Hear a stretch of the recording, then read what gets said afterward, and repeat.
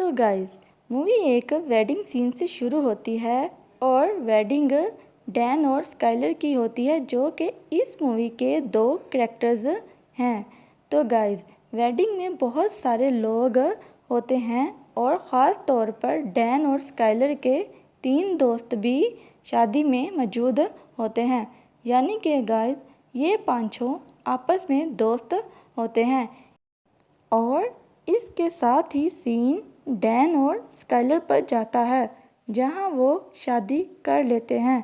और गाइस सभी लोग शादी में बहुत खुश होते हैं, लेकिन फिर से ही एक ट्रम्पेट की आवाज़ आती है आसमान से और शादी में मौजूद बहुत से लोग अचानक ही मर जाते हैं।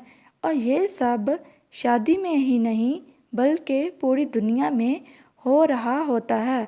लोग अचानक ही मरने लग जाते हैं और फिर से अचानक ही शादी हॉल का छत टूटकर गिरने लगता है, तो सब लोग भागने लगते हैं।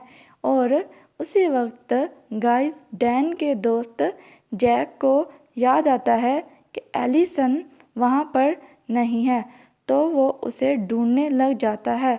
तो तभी टॉमी उसे बताता है कि एलिसन तो चर्च गई है। और गाइस ये तीनों डैन के वही दोस्त होते हैं जिनके बारे में मैंने आपको शुरू में बताया था। और गाइस जैक जो होता है वो एलिसन का बॉयफ्रेंड होता है।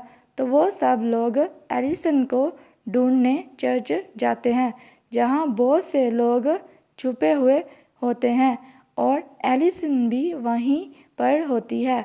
और गाइस जब वो लोग हाल से निकलते हैं तो अचानक ही आसमान से बर्फ़ के गोले और आग बरसने लगती है और वो लोग खुद को बड़ी मुश्किल से बचाते हैं और किसी को भी समझ नहीं आ रहा होता कि ये क्या हो रहा है। फिर जब वो चर्च जा रहे होते हैं तो आसमान से अचानक ही एक बहुत खौफनाक चीज़ आकर स्काइलर पर हमला कर देती है और वो सब दोस्त और डैन उसको बड़ी मुश्किल से बचाते हैं। लेकिन गाइस इस दौरान स्काइलर ज़ख्मी हो जाती है और वो फिर स्काइलर को लेकर चर्च पहुंच जाते हैं, जहां एक डॉक्टर स्काइलर का इलाज करना शुरू कर देती है।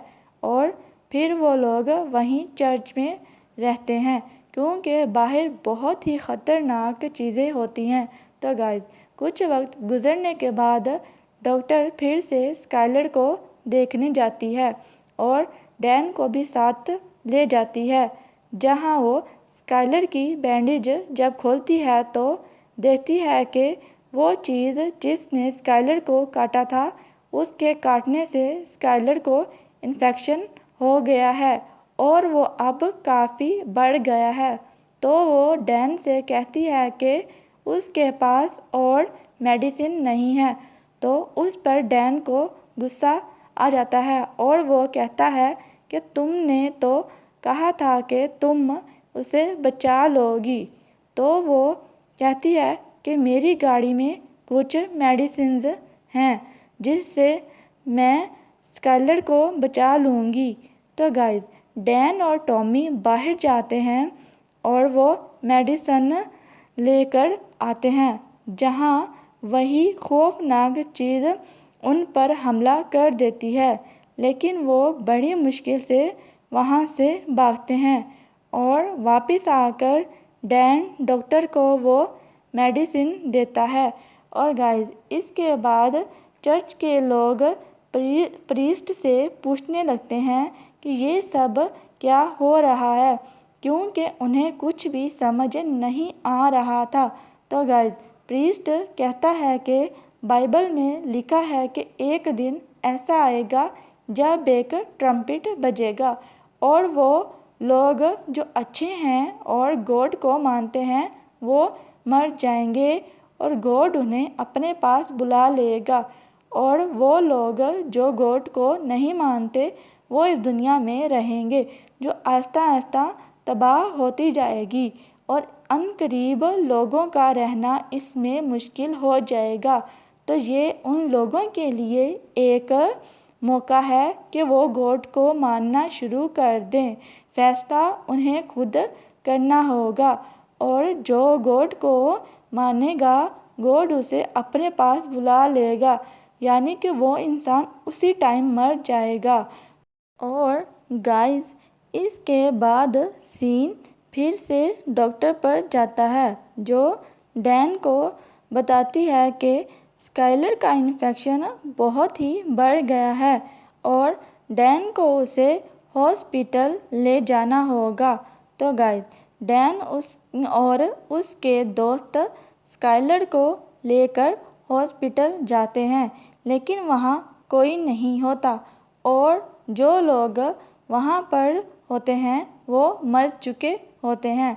और गाइस, वहीं पर स्काइलर की भी मौत हो जाती है और उसके मरने के बाद डैन बहुत टूट जाता है और कहता है कि मैं गॉड को मानता हूँ, ताकि गॉड उसे अपने पास बुला ले।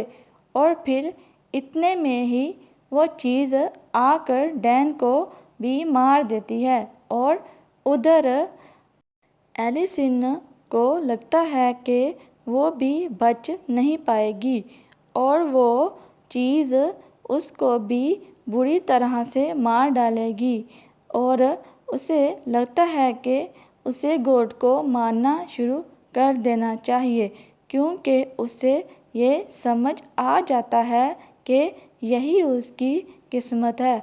तो वो भी गॉड को बुलाना शुरू कर देती है, जिस पर वो चीज़ उसको भी आकर मार देती है।